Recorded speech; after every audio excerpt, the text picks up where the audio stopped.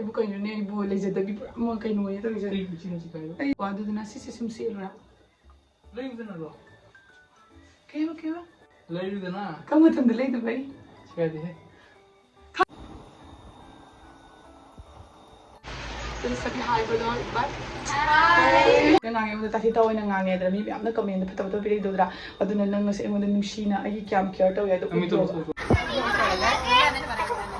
Hello sabi hi Hi everyone मैं अपना मेरी चैनल तराम डॉक्टरी अदम यहाँ मैं हो जिकाई दरम चल तो इन्हें अदुकी लोशन दो इन्हें लोशन बाहर गल लगे अदम इकाई कोई पुजंग ना कगियां वीडियो काफी काय कोई पुजंग ना काय कोई पुजंग ना हारो कोई है नंग नो वांग आमुख पुजंग थी नंगांगे मुझे ताकि ताऊ नंगांगे दरम मी अपना कमेंट पे ताऊ पीरे दो दरा अदुना नंग से मुझे नुशीना आई Kayam Care तो या तो उठलो बंता नंग गाना वादो हजिक आई कई फिबम नदुना नुशीना आदि थबो पुना मक्ता आदि tapna ingna nusin hayoba sawgat ko kana nganga ba aduna myam ngasi akhoi sai ai nang camera da nang channa bo hona ba awabi mo do ngasi myam akhoi sai na ingonda kyamati ki khali kyamati ki nu ba do mausi ngasi ke hai gre aduna ma utkhare thinga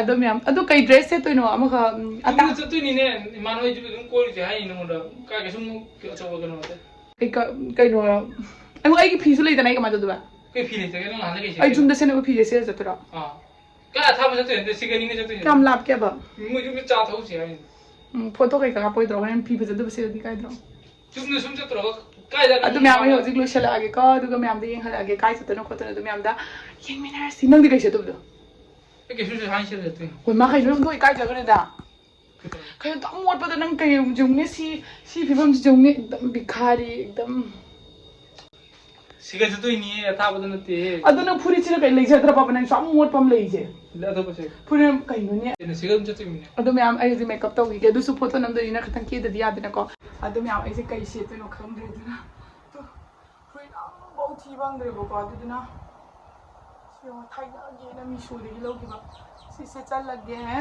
kumai ni khatan ki gi ko ai mamit se jeksal e duga yam simple da ni moi se am lap na chat pe da dina ti bo ko adudna isum je khatang jeksan ge camera de jek pungam de camera ge off camera de uge ka chatoi se la per na per na hanga gak se kam lap ke ba सिगनी मना चली ko kada yo kar ma ko tar no मना की सिगनी हम था mana ke ni kam no ba ingon da haro ai gi akhoi gi lei ba quarters gi maning dara na traga kada kai no guest room dara jate ja na traga pura quarter dara jate ja उद्योगी कोटो तो खम रहा ha मुझे uda boy dara jate ja ni he muy lo to ja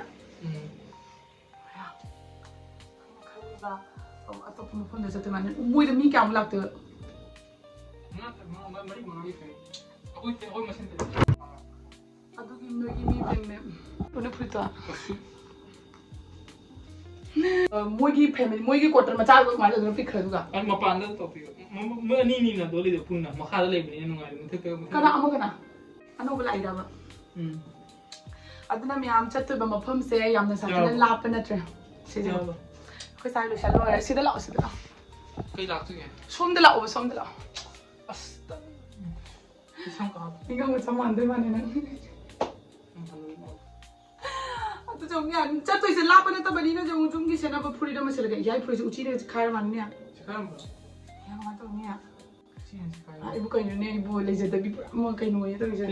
Sekarang. Ay mabu ki jam na laser deh ibu ko aduh na sisi sumsi lah. Laser na lo. Kayo. Laser na. Kamu tanda laser bay? Sekarang. Kaya sigaro inang, kaya sigaro. Doon si jam na lam na jatuh yun na si sumsi lah ba? Si jam na lam na jatuh yun na si prison. Ma'am si yun na si chala agya. Chuni lay. Ay sige chuni yaw da bida sepe abra. Chuni yaw da bida sepe abra. Hana. Kumaro si matang si ay na si video si hayo na nung lau kong na tao nung tap na ing na wali siya na si mi na nung das mai titingang ngayon na ito na ako sa using kasi ay muna ito lau na ito na ing na tap na wa matapro ito ngang ganyan yan wala nga si vlog sa nung ay dali makat na yung mina sa ipur sila sa lagi ko apur sa chilam mina masano rin chano ako lo kukoy sa troba ni Tato yung tung. Ano? Yung. Umamay sun. Kokoy sa tropa ni Hugulo, cycle to raga. Niram ko ikar machuni pa yung din din. So, oh. Kokoy tropa ni. Talenta. Talenta. Cycle na rin ra. Asin jaga. Jaga asin. Asin jaga bro. Tani. Sige, lezadaba apat pa ni hong kaksa. Sisina tira ko to. Sidi ay akay mo sa kadab dumanda. Like ron sa kadab da. Sir. Sir. Sir. Sir. हो गया ये नहीं वो माल ले लिया तो हाँ वो 2 साल किया ना लेके आ गया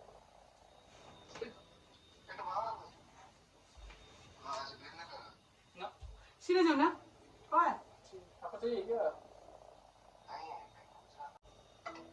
Sino beli mo? भजे के साथ Sino pa sa bra ya fe? आधा ले लो ना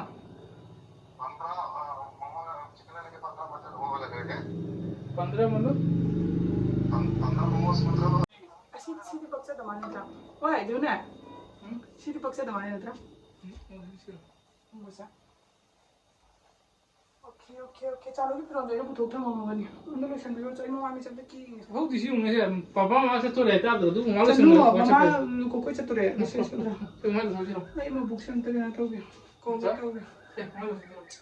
Hajkan aise hujik se jam ne sa se wow ko khudu ka di khali e bako. Aduna chak ko ta da phiwan se pa matam bisu ya na kai se to na dum khan lei ba. Aduga mane koi bagi koi thok ta na hai bai na hai ba se chat ta ya de chalo sam na ngam ta ha tri sam se yam na la pa di na ti ha ba ko si anak pa di hai chat to sa.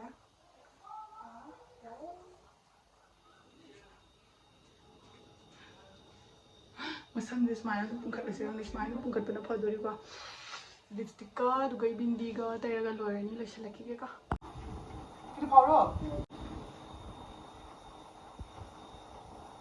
na bro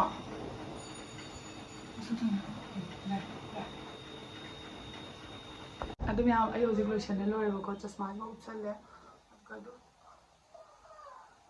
ayo hazig chatlan Alice ka hapchale bako hojkan khro makeup to bata mene dagi thong thingja lamgi ya chapal to ngara mo ke ऊपर जाओ नहीं no de wang से तुम कर तो mo को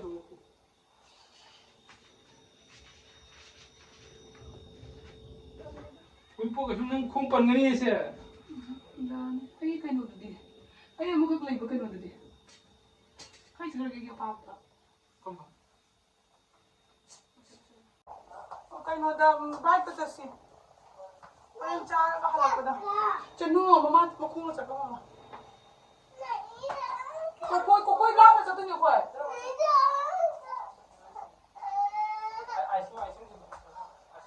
ado ya mo ko resi to oge du ga men ade ra go ni yang hala agi ka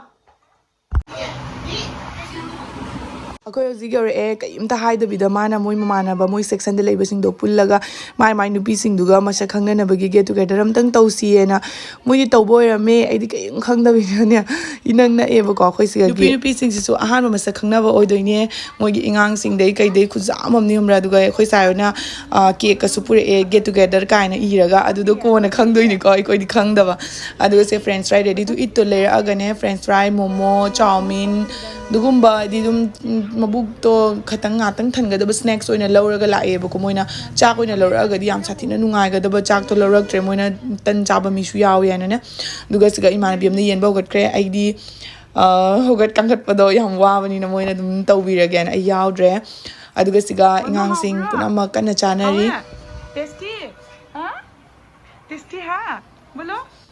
ꯁꯤꯗ ꯑꯉꯥꯡꯁꯤꯡ ꯃꯔꯤꯃꯨꯛꯁꯦ ꯁꯥꯎꯠꯀꯤ ꯇꯥꯃꯤꯜꯒꯤ ꯑꯗꯒꯤ ꯃꯍꯥꯔꯥꯁꯇ꯭ꯔꯒꯤ MP ꯒꯤ ꯑꯣꯏꯗꯣꯏꯅꯦꯕꯀꯣ ꯑꯗꯨꯒ ꯑꯩꯈꯣꯏ ꯃꯆꯥꯅ ꯇꯣꯉꯥꯜꯂꯦꯕ ꯂꯣꯏꯅꯗꯒꯤ ꯑꯗꯨꯒ ꯃꯔꯣꯟꯁꯨ ꯈꯔ ꯈꯪꯅꯕꯗꯣ ꯋꯥꯠꯂꯦ ꯏꯃꯥꯟꯅꯕꯤꯁꯤꯡꯁꯨ ꯃꯔꯣꯟ ꯈꯔ ꯈꯪꯕ ꯋꯥꯠꯂꯦ ꯑꯗꯨꯒ ꯁꯤꯒ ꯃꯌꯥꯏꯗ ꯂꯩꯕ ꯅꯨꯄꯤꯁꯤꯅ ꯃꯥꯗꯤ ꯕ꯭ꯂꯣꯛ ꯁꯦꯝꯕꯅꯤ ꯀꯁꯨ ꯍꯥꯏꯔꯤ ꯈꯪꯕ꯭ꯔꯥ ꯑꯩ ꯏꯀꯥꯏꯖꯕꯅ ꯑꯗꯨꯒ ꯃꯌꯥꯝꯗ ꯃꯣꯏꯅ ꯑꯗꯨꯝ ꯆꯦꯟꯕ ꯈꯣꯠꯄꯗ ꯑꯩꯅ ꯑꯗꯨꯝ ꯆꯠꯇꯅ ꯈꯔꯗꯤ ꯑꯗꯨꯝ ꯉꯝꯖꯕ ꯃꯑꯣꯡꯗ ꯚꯤꯗꯤꯑꯣꯗꯤ ꯈꯔ ꯂꯧꯔꯛꯑꯦ ꯃꯦꯃꯣꯔꯤꯁꯨ ꯑꯣꯏꯍꯧꯅꯕꯒꯤ ꯍꯥꯏꯅꯀꯣ ꯑꯩꯈꯣꯏ ꯁꯨꯃꯥꯏꯅ ꯄꯨꯟꯕ ꯉꯝꯃꯤꯁꯦ ꯀꯔꯝꯕ ꯃꯇꯝꯗ ꯑꯃꯨꯛ ꯄꯨꯟꯕ ꯉꯝꯗꯣꯏꯕꯗꯣ ꯈꯪꯗꯦꯕ ꯑꯗꯨꯗꯒꯤ ꯑꯗꯨꯅꯤ ꯃꯌꯥꯝ ꯑꯗꯨꯃꯥꯏꯅ ꯇꯧꯅ ꯌꯥꯝ ꯍꯔꯥꯎꯅ ꯌꯥꯝ ꯅꯨꯡꯉꯥꯏꯅ ꯑꯩꯈꯣꯏꯒꯤ ꯄꯥꯔꯇꯤꯁꯦ ꯂꯣꯏꯁꯤꯟꯈꯔꯦ ꯁꯤꯒ ꯂꯥꯛꯄ ꯏꯃꯥꯟꯅꯕꯤ ꯑꯅꯤꯁꯦ ꯑꯁꯤꯁꯤꯗꯤ ꯃꯣꯏꯗꯤ ꯀꯣꯏꯕꯒꯤ ꯂꯥꯛꯄꯅꯦ ꯈꯔꯅꯤꯒꯤ ꯃꯣꯏ ꯅꯨꯄꯥꯅ ꯒꯦꯁ ꯔꯨꯝꯗ ꯄꯨꯔꯒ ꯂꯥꯛꯄꯅꯦꯕꯀꯣ ꯊꯥ ꯑꯃꯃꯨꯛꯀꯤꯅꯦ ꯑꯗꯨꯗꯨꯅ ꯃꯣꯏ ꯄꯥꯔꯇꯤꯁꯦ ꯈꯔ ꯇꯣꯏꯔꯦ ꯃꯣꯏꯒꯤꯗꯤ ꯀꯥꯏ ꯀꯣꯏꯗꯅ ꯈꯣꯠꯇꯅ ꯑꯁ ꯑꯩꯇ ꯉꯥꯏꯔꯦ ꯀꯣꯏꯕ ꯐꯪꯍꯧꯗ꯭ꯔꯤꯁꯦ ꯑꯗꯨꯒ ꯁꯤꯒ ꯍꯥꯎꯅ ꯆꯥꯃꯤꯟꯅꯔꯦ ꯑꯗꯨꯒ ꯌꯥꯝꯅꯁꯨ ꯅꯨꯡꯉꯥꯏꯈ꯭ꯔꯦꯀꯣ ꯉꯁꯤꯒꯤ नुमित से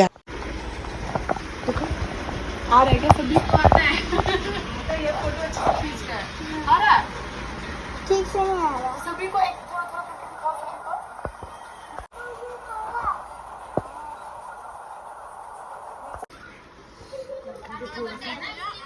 आज मेरा बर्थडे इतनी बड़ी केक बनवाएंगे ठीक है ट्राई तो करते हैं